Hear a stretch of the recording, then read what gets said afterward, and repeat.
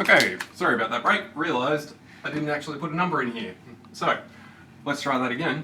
A class of 20 students include 14 doing methods, 16 doing further, and 2 do neither. Okay, so what are we going to want to do? We're going to want to draw up a Venn diagram or a two-way table. You could do both, but it's a little bit of overkill. I'm only going to do this for the sake of demonstration. We don't want to have A and B now because that doesn't mean anything. We've got methods and further, so M, F, M, not M, F, not F. Beautiful. Okay, we'll start with the Venn diagram and then we'll go to the two-way table after that. Okay, what do we know? We know that everything should add up to 20 in the end. Okay, fine, we can check that last because we don't have a space on this for everything. Okay, 14 do methods. Now that does not mean 14 goes in here. It means this plus this is 14. Now I find that it's useful to put a 14 there next to the M, just so you know what it should add up to. Similar story for further, this should add up to 16. Beautiful.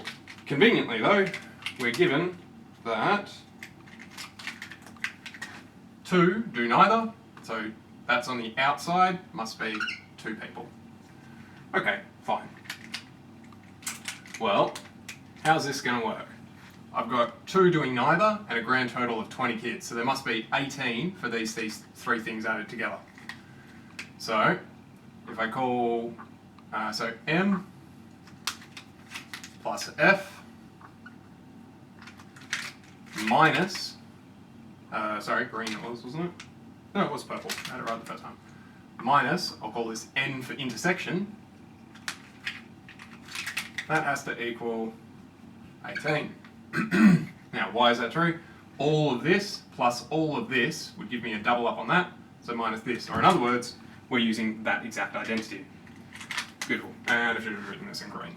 Good job. There we go. Cool. Okay, well, do we know enough information to solve this? Well, yeah, we know that's 14. Oh, almost dropped him. That's 16.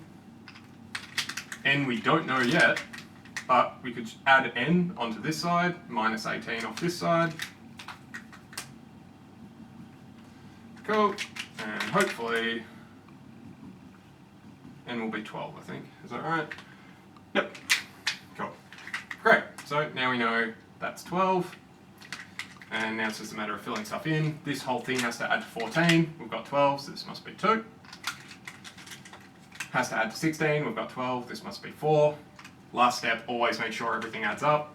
2, 12, 4, 2, that gives me 20. Yep, we're set and done. This side adds up to 14, this side adds up to 16. Yeah, we're all happy. Beautiful, and from there we can pull out whatever information we particularly want. Cool, well that was a little fiddly. Is this better or worse in the two-way table? Well, let's find out. Class of 20 students. Okay, well, straight away, I can put 20 in this bottom corner. Okie dokie. We have 14 doing methods. Okay, what colour do I do that blue? 14 doing methods, so the total of methods is 14. Oh, that's handy. That means this must be 6, so we can already start filling in extra bits. Red for further. Further is 16. Total of further is 16, so that must be 4. 2 do neither. So neither is 2. Oh, that's convenient. Now we can start adding in a whole lot of stuff. Which colour will we do this? Yeah, we'll go light blue. Why not? This guy is 6, 2, so this must be 4. 4, 2, this must also be 2. And purple. 16, 4, that must be 12. 12 plus 2 is 14. Yep, double check everything adds up, but it does. And that's how quick and easy two-way tables are. Now, good news, bad news. Sometimes the two-way table will be easier, sometimes the Venn diagram will be easier, just depending on what information you're given. Usually I reckon the two-way table is better. However, you have to be very careful about which cells that you fill in. For example, if you went, oh, okay, methods is 14 here, then you're stuffed because it should have been over there. So it's a lot easier to stuff up where you go in the two-way table, but you can do either. Personal preference doesn't particularly matter that much. Cool. Alright, let's try something a bit more abstract. Let's say we're given these values and we're told to figure out everything else. So we can try to do this with a Venn diagram.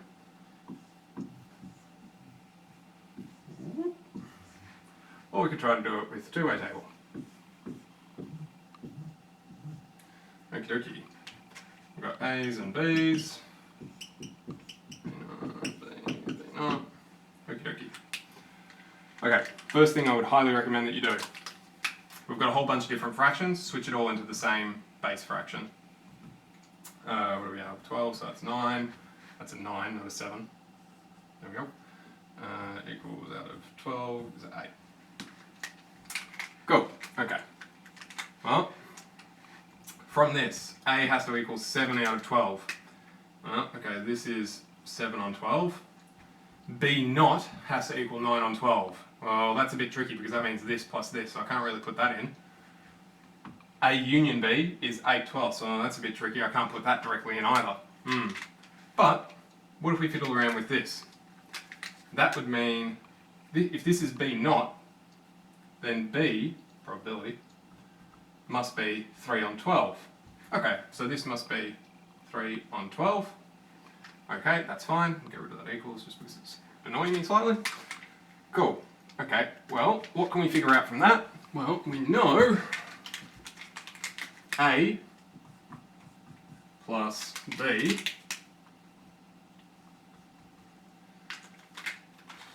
minus A union B, which I'll write in green to keep the colour scheme alive, must equal A intersect B. Cool. And if we add all of these, we get, what, 2 over 12? I think. Yep. So this must be 2 twelfths. Beautiful. Well, from there, we can fill in the rest. 7 with 2 must be a 5. 3 with a 2 must be a 1. And do that in light blue. Yeah, light blue. 7, 8. So it must go with a 4 out of 12. Beautiful. Okay, we should probably check. Here's the thing we can check with, 3/4 or 9 twelfths for not B. Not B is this guy and this guy. That's 5 and 4, gives me 9 out of 12. Yep, we're happy with that. A union B should add to 8. 1, 2 and 3 should add to 8. Yep, beautiful. Okay, what if we do it on the 2x2? The two-way table rather. Well, probability of A is 7 out of 12. We know that since everything's on twelfths, this whole thing should be 12 out of 12, which also tells us that this should be 5 on 12. Probability B naught, 9 out of 12, so this must be 3 out of 12. A union B, well, that's a little bit fiddly because that means these 3 must be 8 out of 12. However, we've got the convenient flip side of that, that the probability of A union B naught is just this guy. So that's 4 out of 12. Sweet. And then from there we can fill in the rest. What colours did I do this? Do it in light blue, sure. So I've got 5, 4, this must be 1. 9, 5, 4, this must be 5. And it must be 2. Cool. And lo and behold, everything matches up with the other side, so we're not particularly worried about that. Beautiful. And if I colour, I should probably colour code it. 1 out of 12. Let's do this 5 out of 12 in blue. There we go. Okay. Beautiful. Now then. Yep, that's fine. Cool. So that's how we can do that. It's not the most complicated thing in the world. It's just usually easy to stuff up. So I highly recommend using double checking things, make sure everything adds up correctly, all the basic stuff. That's basically it. 9 times out of 10, drawing a picture will help you a lot. So always draw something. I'm personally a little bit biased towards doing two-way tables because they give you more information at a glance. But these are quicker, so for certain questions these will be more worth your time. But you can go either way. Personal preference, I'm not particularly worried about that, just as long as you can read and write in both. Cool, so that's 9D and 9E. Best of luck to you. Cheerio.